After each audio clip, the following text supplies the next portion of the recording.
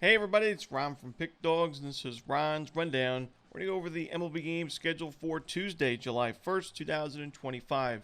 Now, if you like this video, make sure to hit that thumbs up button and subscribe. Put your baseball picks in the comment section below. And if you're looking for my best bets, including my daily rundown best bet in Major League Baseball, you can find those at the Experts tab at pickdawgz.com. There's also a link in the description. Alrighty, here we go. Here are the games for Tuesday in Major League Baseball.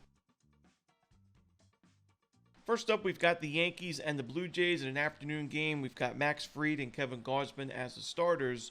Now, we know the Blue Jays have been solid against lefties in the last month, but Max Fried has been on a different level this season. He's also got great numbers against his current Blue Jays lineup in about 60 plate appearances, a low strikeout rate, but a very low xWOBA at 269.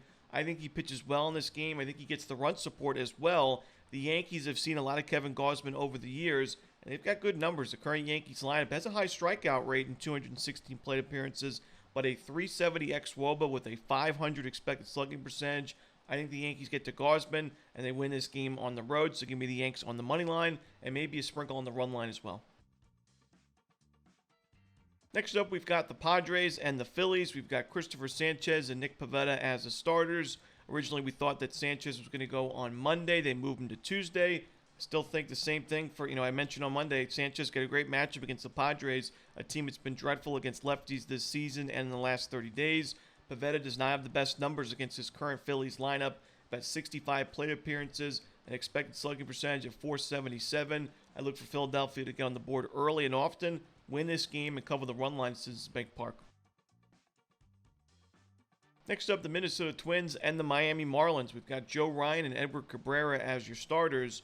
Now, I've mentioned many times, I think Edward Cabrera's got a lot of upside to his game. He's now got a sub-4 ERA on the season after some early season struggles. I think he's a good option in this game, but the problem is I think Joe Ryan is still the better starting pitching option, and I trust the Twins' bats a little bit more, and I think their bullpen is a lot better in this series. And I think that's going to be the difference maker in this series. This is a really important series for Minnesota. We know they've not been playing their best baseball over the last 3-4 series. They've struggled a bit in the weekend series with the Tigers. And they find themselves 4 games under 500 going into this matchup. They're still alive in the AL playoff picture, but even though it's still not even it was the first game of July, you got to make some moves here. And I think when you're playing an inferior opponent like this, when you have such a big time bullpen advantage like you do in this series, I mean, you could argue the best bullpen in baseball against the worst or a bottom 5 bullpen at best. I think the Twins, if they're tie game late, down by a run late, they can find a way to win it. The Marlins have been tough to go against. We've backed them almost every win along this great underdog streak that they've been on, and they find themselves just 8 games under 500 on the season, which is kind of crazy. But I don't love their chances in this particular matchup. So give me the Twins here. I'm going to take them on the money line and run line. Next up, we got the St. Louis Cardinals and the Pittsburgh Pirates. You got Andre Pallante and Paul Skeens as the starters. I think it's a lopsided pitching matchup in favor of the Pirates. We know Paul Skeens at the beginning of the season, somebody that was pitching really well, but the Pirates weren't backing him up and they weren't picking up the W's. Now his last game he did not pitch well, and the Pirates lost that one 4-2. He gave up 4 runs in 4 innings, but I think he bounces back. He has been one of the most consistent options and a stopper in this Pirates rotation. And you got Pallante on the side, who I just don't really trust, even though he is a ground ball specialist and the Pirates do have a pretty high ground ball rate. I still think they'll be able to get to Pallante for enough runs to back up Skeens, who I think will go 6-7 really strong innings. I think the Pirates win this game and potentially cover the run line. So give me Pittsburgh in this one at PNC Park. Next up, the Detroit Tigers and the Washington Nationals. Should be a fun series here. Jack Flaherty and Trevor Williams on the mound for the first game. I think we see a lot of runs in this game and in this series. I like the over in this first one. Flaherty, 4.8 ERA on the season now. Not his best work this year, and he's not pitching well as of late. His last game was a quality start on paper, 6 innings, 3 runs, but 4 walks and another home run given up. He's given up at least 1 home run in 3 straight games, and the walks have really piled up. 4 straight games with 3+ walks. And the Tigers have lost his last 3 games as well. A couple of those 14-8 and 11-1 final scores. So he's played in some high-scoring games. Trevor Williams on the other side, I think he's better than his current ERA, but still, this is a tough Tigers lineup against right-handed pitching overall this season. So, and at Nationals Park, I think we see a lot of runs. I also have mentioned I think Tigers' bullpen is not as strong as its numbers on paper, And we know the Nationals bullpen, I think, is one of the worst in baseball. So give me the over in Tigers Nationals. Next up, the Athletics and the Rays. We got Jeffrey Springs and Shane Baz as the starters. Now, Baz is in pretty good form. His last game, 9 strikeouts, a shutout performance, and he's been a little bit inconsistent this year. Twice ERA is above 4, but I like the matchup for him against the A's, and I think that the Rays are going to back him up. Jeffrey Springs has also been super inconsistent. One of the toughest pitchers to read. We've seen some excellent outings. We've also seen him get crushed, and that's why his ERA is similar to Shane Baz at 4.3. But the Rays have done a great job against lefties as of late. I like the matchup more for them at Steinbrenner Field, so give me the Rays in this one on the money line and run line. Next up, we've got the Cincinnati Reds taking on the Boston Red Sox. We've got Richard Fitz and Brady Singer as the starters. Now, Brady Singer, pitching with the Royals for the majority of his career, has pitched at Fenway Park a few times in the American League, and he's got mixed results, an ERA just above 4 in his career matchups at Fenway. I think he's going to be okay in this game, but I think overall it's going to be a higher scoring game. I just think the Reds score more. I think that the Reds have the advantage with their lineup against right-handed pitching in the last month. I think that Singer is still the better starting pitching option in this game. So in a higher scoring game, I look for the Reds to take the W on the road. Next up, we've got the Brewers and the Mets. We've got Freddie Peralta and Clay Holmes as the starters.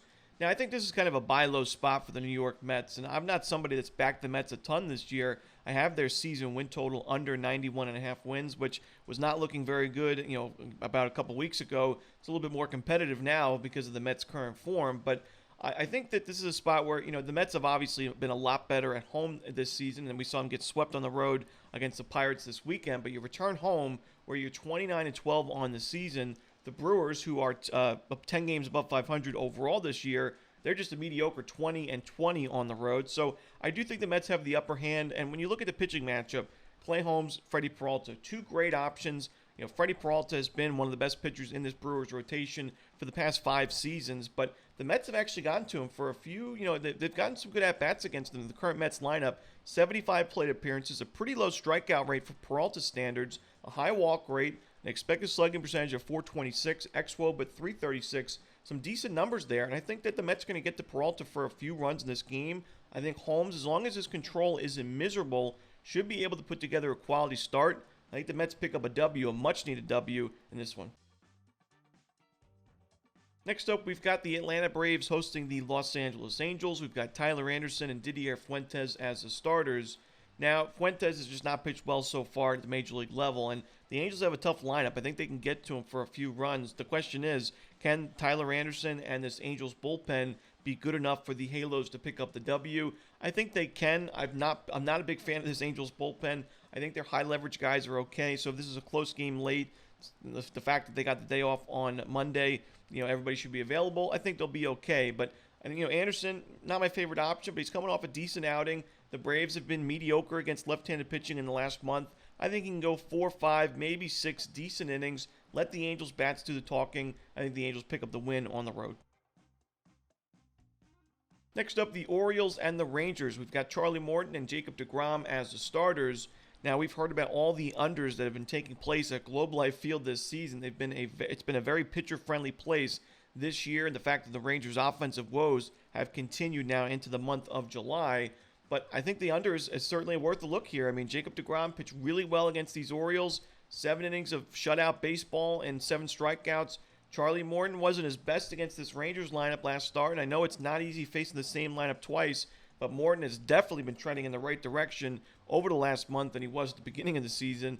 So I think we see both teams. I think both starters pitch pretty well. These are 2 veterans that have faced the same lineup twice in the same week before. And I think that they honestly put together quality starts, and I think we go under the total in Orioles-Rangers. Next up, we've got the Guardians and the Cubs. We've got Gavin Williams and Matthew Boyd as the starters. This is one of those series where it's really one of the best offenses in baseball going up against one of the worst. You look at the underlying numbers, the expected batting average, expected slugging percentage for these 2 teams overall this season.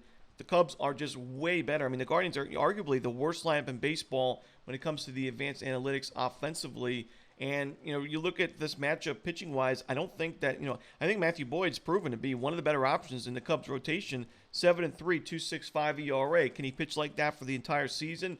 I'm not so sure. I think there are some regression concerns, but the Guardians have been dreadful against left-handed pitching this year. You could make the argument the worst lineup in baseball against lefties overall in 2025. So unless Gavin Williams goes crazy on the mound for Cleveland, I just can't expect them to compete. Now, I will say I think that the biggest advantage that the Guardians have in this series is their bullpen, but not by enough for them to take this game in the full game. So maybe you split your bet with the Cubs' first 5 in full game, but I think the Cubs have no problem taking the W in this one. Next up, we've got the Astros and the Rockies. Colton Gordon and Chase Dollander are the starters. I'm going to take the Rockies in this one. I mean, you got Colton Gordon, who's got no Coors Field experience, up against Dollander, who I think has got a lot of upside, and I think he's still one of the best pitching prospects in baseball for a reason.